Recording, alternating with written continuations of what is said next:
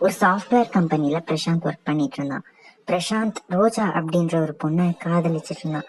ரோஜாவுக்கு யாருமே கிடையாது, அவ ஒரு அனாதை. அவங்க ரெண்டு பேரும் தினமும் சாயங்காலம் பார்க்ல மீட் பண்ணி பேசிக்கிட்டு இருப்பாங்க. பிரசாந்தும் தன்னோட வேலையை முடிச்சுட்டு பார்க்ல மீட் பண்ணி பேசுவான்.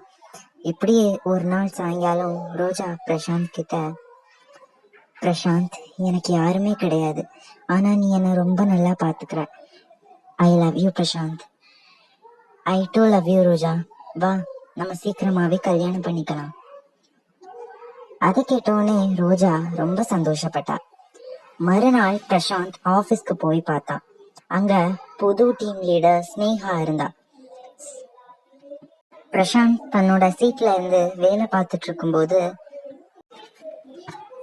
ஸ்னேகா ரொம்ப அழகான பொண்ணு, அது மட்டும் இல்லாம பணக்காரி.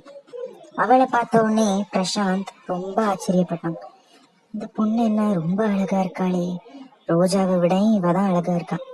இன்னையோட நம்ம புது ப்ராஜெக்ட நம்ம ஆரம்பிச்சாகணும் அப்படின்னு ஃபைல பிரசாந்த் கிட்ட கொடுத்தா. பிரசாந்தும் ப்ராஜெக்ட முடிச்சு, மிஸ் ஸ்னேகா, நான் ப்ராஜெக்ட முடிச்சிட்டேன், இந்தாங்க.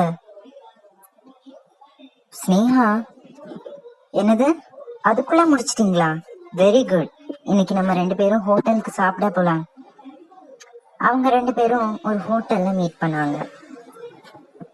ரோஜா பிரசாந்த் கிட்ட, பிரசாந்த், உனக்கு ஏதாவது பொண்ணை லவ் பண்றீங்களா? ஆமா, அந்த பொண்ணை நான் இன்னையில இருந்து தான் பார்க்க ஆரம்பிச்சேன். அந்த பொண்ணு வேற யாரும் இல்ல, நீங்க தான். அதை கேட்டோடனே ஸ்னேகா ரொம்ப ஷாக் ஆகி, அப்படியா பிரசாந்த்? ஆமா, ஐ லவ் யூ ஸ்னேகா அப்படின்னு சொன்னான். அதுல இருந்து ஸ்னேகாவும் பிரசாந்தும் காதலிக்க ஆரம்பிச்சாங்க. தினமும் அவங்க பார்க்ல மீட் பண்ணாங்க. ரோஜாவை பிரசாந்த் மறந்துட்டான். ஒரு நாள் ரோஜா பிரசாந்த்க்கு கால் பண்ணி, என்ன பிரசாந்த், வர வர நம்ம மீட் பண்றதே இல்ல, என்னாச்சு உங்களுக்கு? அதுவா, ஆபீஸ்ல ரொம்ப ஒர்க்கா இருந்ததா, அதனாலதான் என்னால மீட் பண்ண முடியல.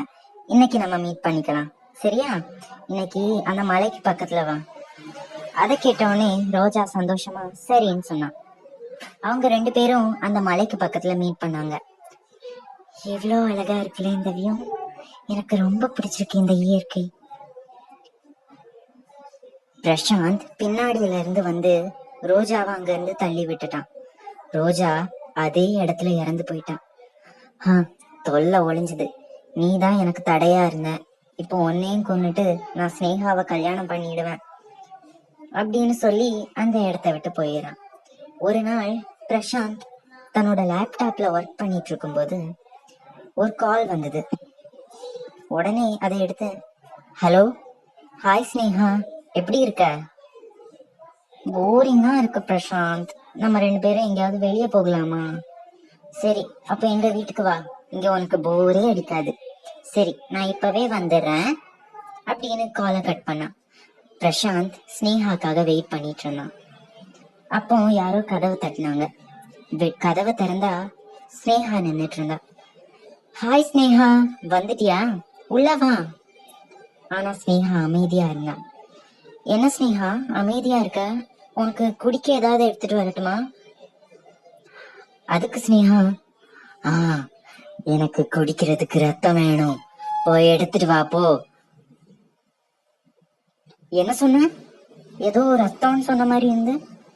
ஐயோ, ரத்தம் இல்ல, ஜூஸ் தான் கேட்டேன்.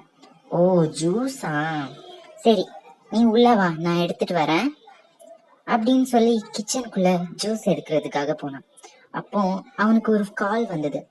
அதை எடுத்து பார்த்தா ஸ்னேகா தான் கால் பண்ணிட்டு இருந்தான். ஸ்னேகா என்ன இப்ப கால் பண்றா? பிரசாந்த், என்னோட வண்டி வேற பஞ்சர் ஆயிடுச்சு, நான் அப்புறமா வரேன் பிரசாந்த், சாரி அப்படின்னு காலை கட் பண்ணிட்டான். அதை கேட்டோடனே பிரசாந்த்க்கு பக்குன்னு ஆயிடுது. அப்போ நம்ம வீட்டுல இருக்கிறது யாரு அப்படின்னு பயந்து அடிச்சுட்டு ஹால்ல வந்து பார்த்தான். அங்க யாருமே இல்ல. பயந்து போய், கண்டிப்பா ஏதோ பேய் தான் வந்திருக்கு அப்படின்னு கதவை திறக்க போனான். அப்ப யாரோ பின்னாடியில இருந்து பிரசாந்த் அப்படின்னு கூப்பிட்டாங்க. திரும்பி பார்த்தான். அங்க ஸ்னேகா நின்னுட்டு இருந்தா.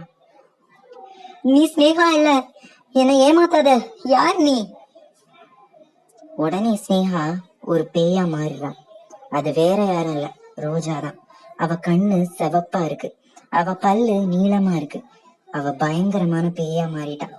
பிரசாந்த் அந்த பேய பார்த்து, என்ன ஒண்ணும் பண்ணிடாத, நான் பண்ணது தப்புதான் ரோஜா, என்ன மன்னிச்சிரு.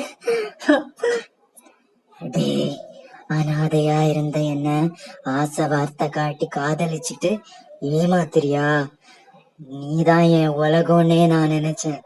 ஆனா என்ன நீ ஏமாத்திட்ட. உன்னை இன்னைக்கு நான் கொல்ல போறேன் அப்படின்னு சொல்லி அவனோட கழுத்தை கடிச்சு அவனை கொன்னுடுச்சு.